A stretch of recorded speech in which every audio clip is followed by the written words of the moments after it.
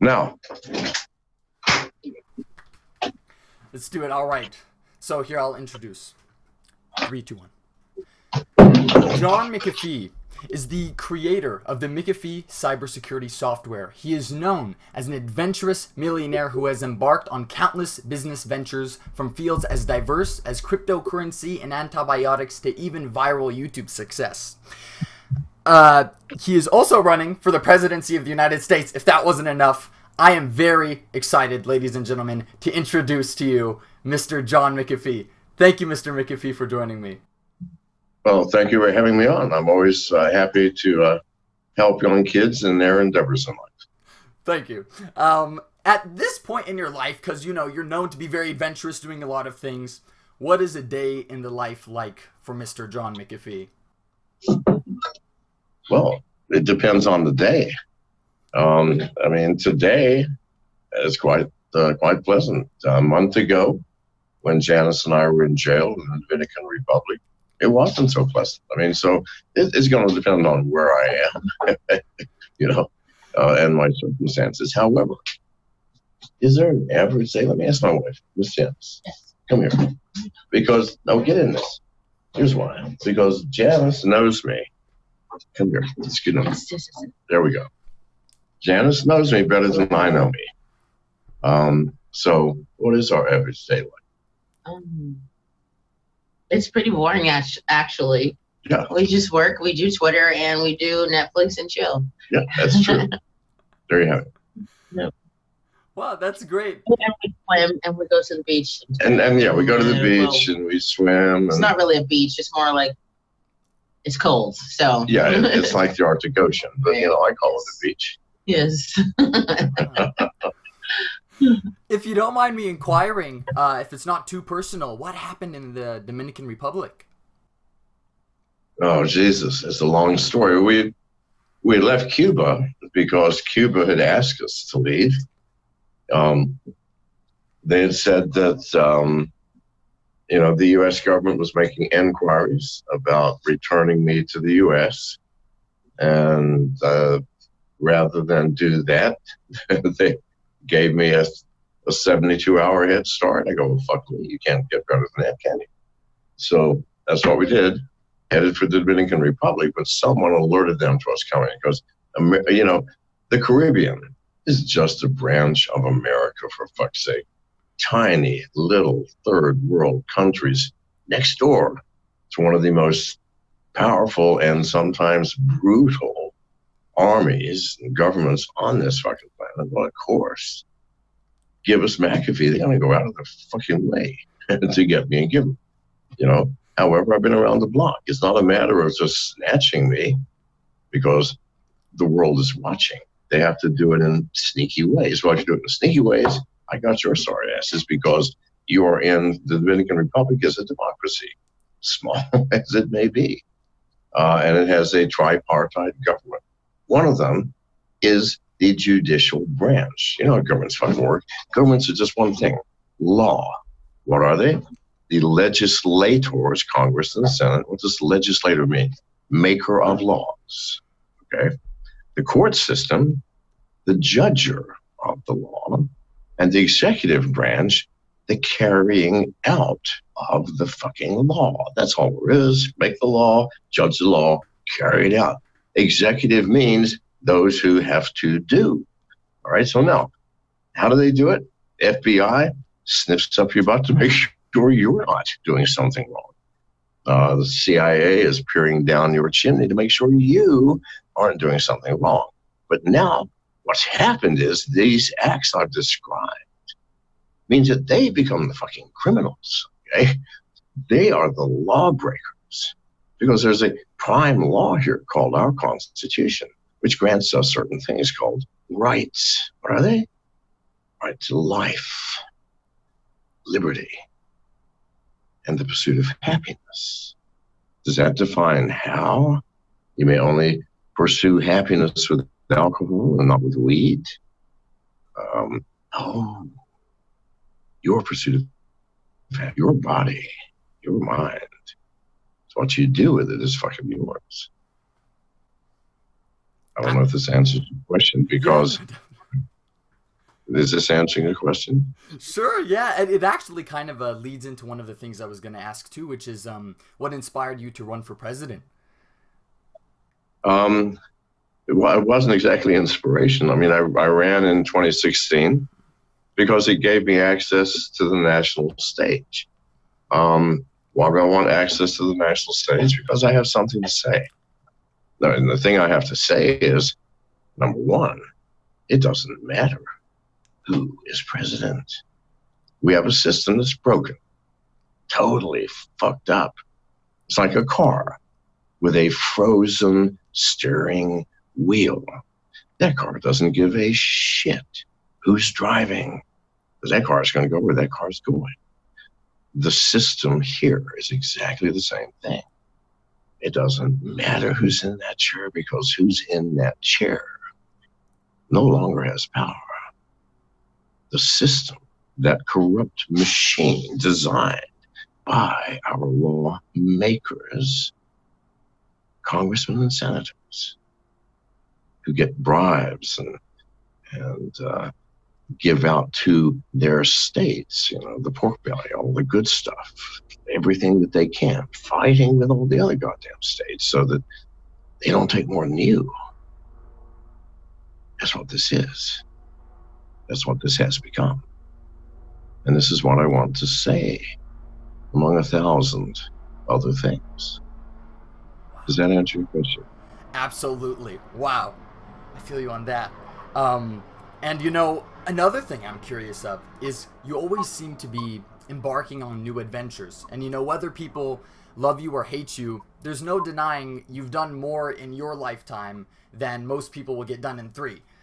So I was just curious, what is your general philosophy towards life and doing things? Like, do you subscribe to a particular religion or ideology?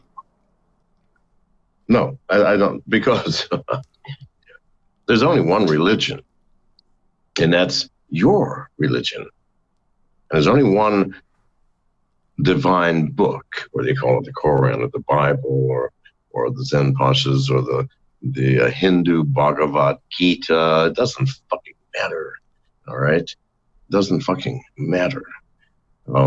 You are the divine entity in your life.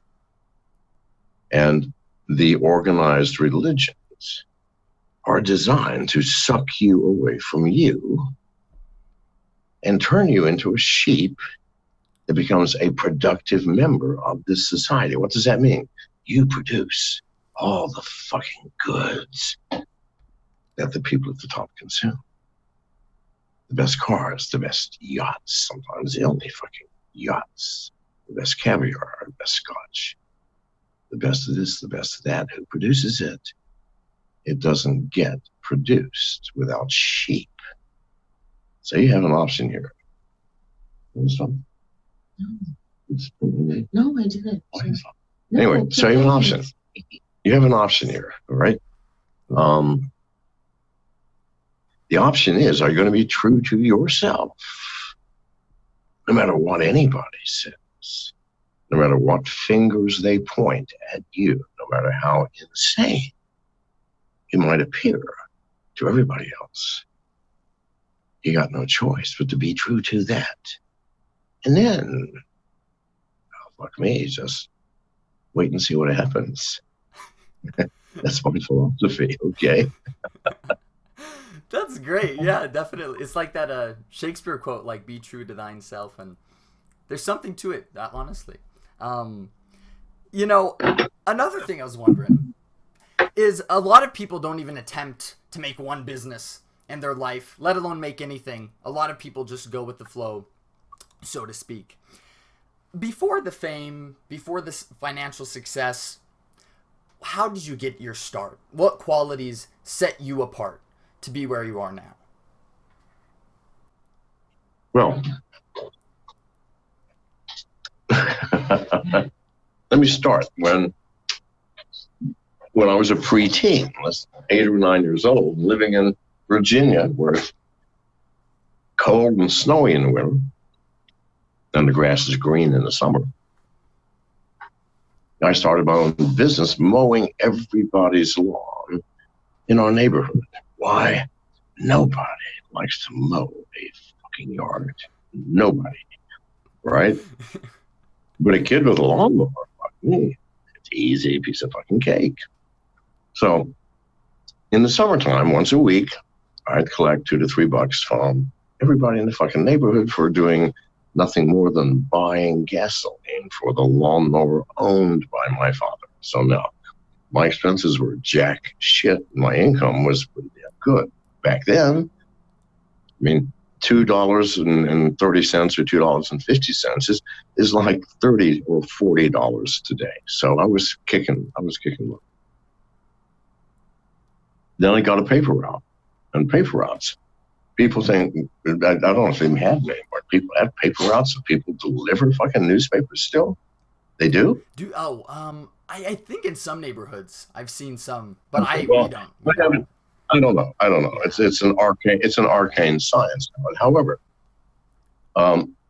newspaper boys, newspaper deliverers ran their own business. You bought those newspapers from the newspaper company. Newspaper boys were how the publishers made their fucking business, right? Because we went out and distributed those goddamn things. And if you had a route, like in a neighborhood, where you knew every year you're going to have 143 customers because everybody subscribed to the fucking newspaper. So now, all you got to go around is on Saturdays collect the money. Well, that was almost like stealing. That was so easy. So I got a whole bunch of routes and combined them and got other kids to carry newspapers for me. So I wasn't doing any work anymore. And they would go out and collect.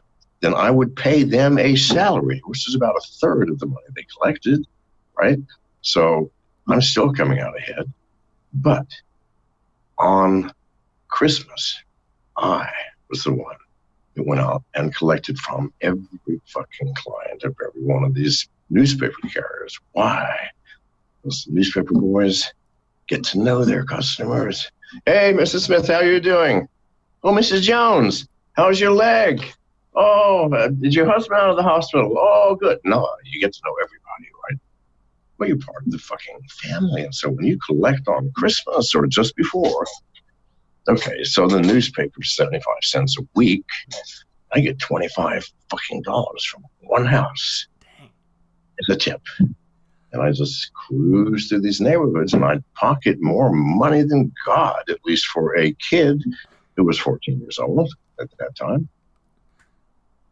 Then I fell into the big time. Back then, and they probably don't exist today because I don't think magazines exist today, but back then, 1964. Okay. The height of the revolution, not the Industrial Revolution or the French Revolution, but the psychedelic revolution. And I'm out here looking for work. So I stumbled across these two companies, Ben Franklin and National Magazine. Ben Franklin Magazine and National Magazine. Now, magazines got to charge money for their advertisers based on how many subscribers they fucking had, right? So it was a race to get the most subscribers. Well, some bastard got the bright idea. Listen, they don't make money off the subscriptions anyway. I mean, they're just selling them so people think they're valuable, all right? Because they make money off the fucking ads. So some bright guy goes, listen, Mr. Publisher, okay, of Life magazine, let me increase your distribution. If I can get you 1 million new readers, would you just give me the magazines for 5 years? In other words, would you ship those magazines for free? And the magazine publishers go, well, fuck yes, because 1 million new subscribers, $20 million new dollars a year in ad revenue, and it costs jack shit to print and distribute a magazine. Okay, so now they agreed. Now here's how the company actually fucking worked. So now I found out about it through a carnival worker, a carny, who befriended me and said, listen, dude, you need to get started. And I gave you some cards. So anyway, here's how it worked. they'd come into town and they would get the phone numbers from the phone company of every street, every house in order. So you'd have this phone number next to this house, which is easy to do back then. And then they had a bank of young girls calling and going, Mrs. Smith? Yes? Mrs. Smith, this is Ben Franklin Magazine. I'd like to say, Mrs. Smith, have you ever won anything before? I know. Mrs. Smith, this is your lucky day. You have just won a 5-year subscription to Better Homes and Gardens, to Ladies Home Journal, Look Magazine, or any 5 magazines in the world, Mrs. Smith, that you want. This is all free. Our route manager, Mrs. Smith, will come out and explain everything and give you your guarantee that you will get your magazines free. I'm the route manager, okay, or one of them. So I get all these leads. Now, some people go, well, you don't ever call me again. But back then, scams were rare and people weren't used to them. Now, if a man answered the phone, that was a tough one. So I'm going to tell you right now, and then go, free? Free for what, for fuck's sake? Who the fuck are you, right? But then the woman goes, well, I've never won anything before. So you had to hit the woman. I'm sorry, I don't mean to be sexist to your young crowd, but I am sexist. So now, next. So I'm the route manager. So I come out. Now, Mrs. Jones is so blissful and happy because, God damn it, she won a 5-year. She's already called her children, her brother in Cincinnati, knocked on the doors of the neighbors. Don't want to do too much of that because the neighbors go, that's odd. I won something today, too. Might get suspicious. In any case, probably 25% of the women called say, yes, send out the route manager. I'm the route manager. I knock on the door. Miss Jones, John McAfee, Ben Franklin Magazine. I'm here to give you a guarantee. May I come inside just for a moment?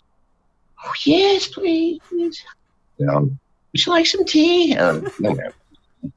I just want to give you a guarantee. Now, Mrs. Jones, here is your guarantee. It was a nice little certificate winning names of the fucking magazines that she chose to get free, which she will fucking get free with this caveat. Okay, now, Mrs. Jones, you've chosen your magazines, and I would like to say you have chosen so very well, Mrs. Jones. I mean, you have an eye for reading.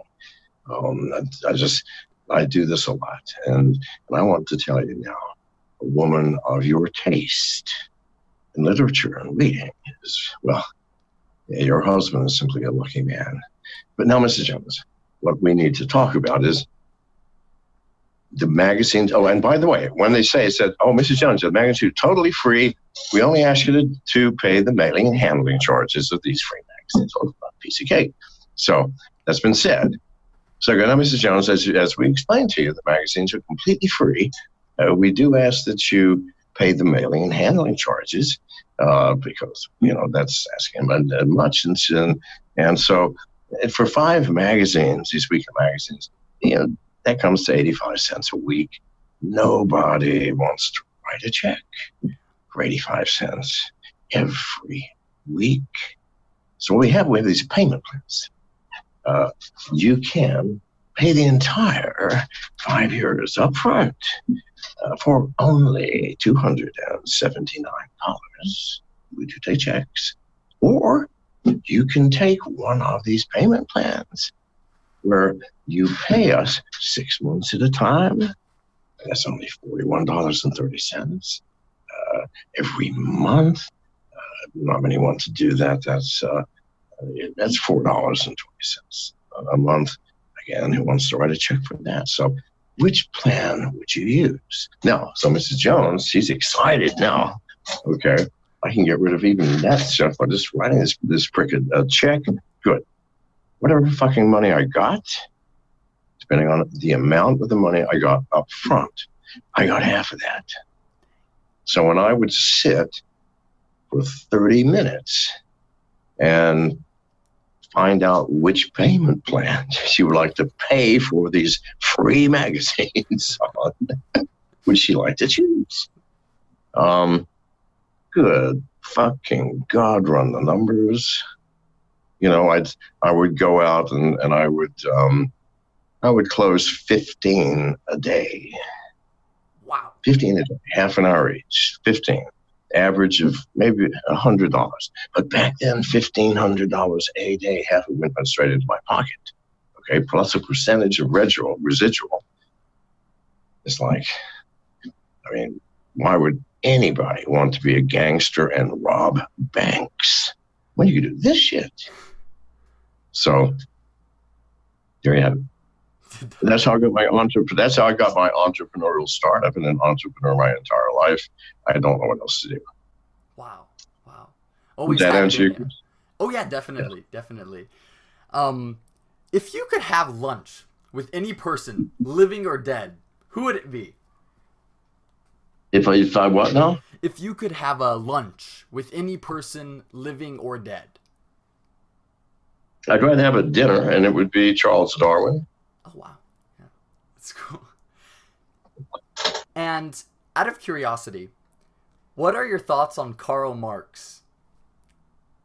Oh, holy fuck. Okay. Number one. Have you read Das Kapital? Not all of it. Okay. Now you're asking me to tell you what I think of a man who you could find out a shitload about if you bothered to read the fucking book, rather than ask me to educate you after I had to spend the time to read the fucking book. Definitely. Okay? Did you like the book? Listen, it's not a matter of liking a book. It's a matter of, does the book wake up in you some new spirit, some new energy, some new focus in life? Does it do that? Are you going to like what happens? Fuck me. Most of the time, no. Is it going to be good for you? Fuck yes. So it's not a matter of liking a book. It's a matter of choosing a book with something to say.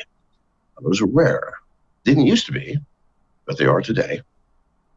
Choose a book with a message. And then open your heart and mind to the fucking message. Mein Kampf is a book nobody fucking reads, and that's Hitler's book. Open your fucking mind, people, and read it. I'm not judging Hitler. I'm just saying, if it's someone that the world is going to revile 100%, God damn it, I want to read what they have to say. Find out why. There you have it. Definitely. And wow, that's good. And in my final question is, what advice would you give your 18-year-old self?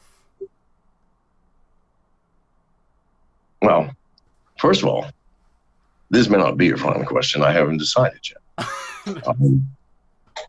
But if I had my 18-year-old self, I wouldn't tell them anything.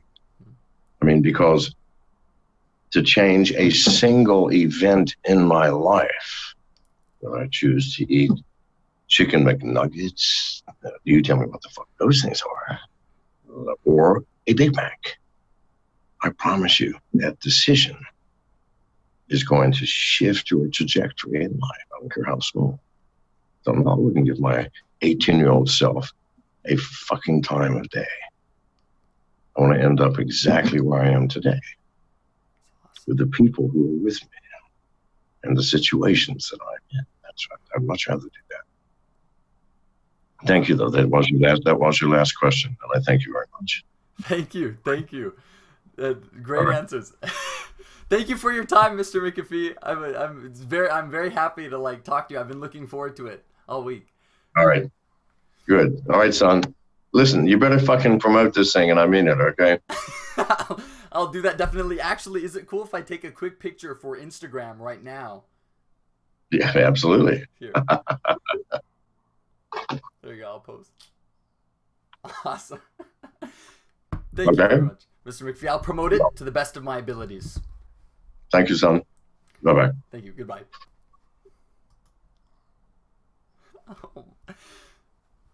Dude, that was epic. All right. Wow.